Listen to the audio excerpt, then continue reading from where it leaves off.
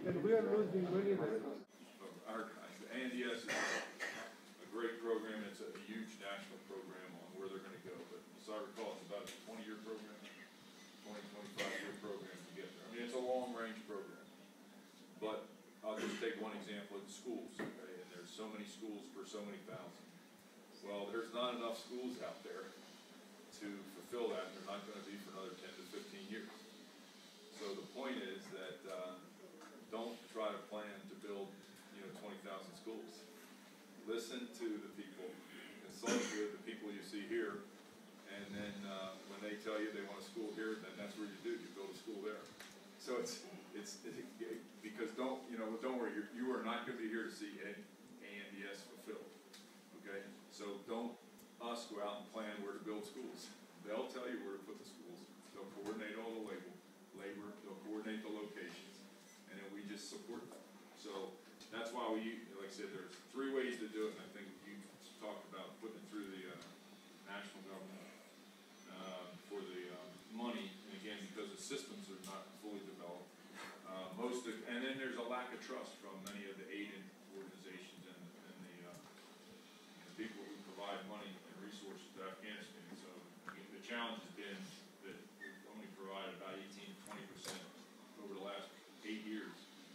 What we would hope, of course, is it went up each year, and that people going around the system went less. But that's not happening for many reasons. So the international community is working on that. I know Mr. Ward has worked hard to change that.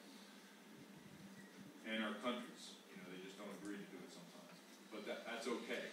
We can't fix that. This year, for example, the U.S. government has taken $50 million in CERT funds and putting it in NSP. So they can do that. And it's going more and more, but we're not doing as good as we should. The rest of it, we have no control over, unfortunately. So what we have to do is, down at the provincial reconstruction team level, is expend the funds, partner with them as close as we can get, and do it the way they want it. Okay? Because again, they'll get the most for their money. They'll get the right people involved. They'll also balance the local labor. So all the local labor doesn't go to one tribe. They all know these things. They know how to balance that out amongst the people.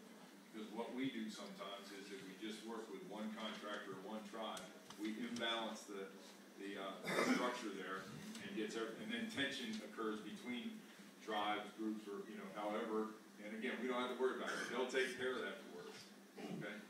So and then the second thing is that we don't keep everybody informed when we do projects and how much money we're spending.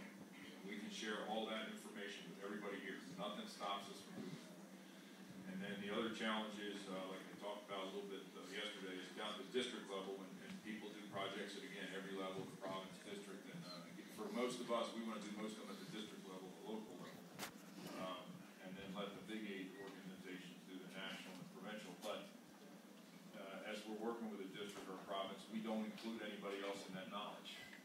So we build a school in a district, and the provincial line minister doesn't know that's going on of education.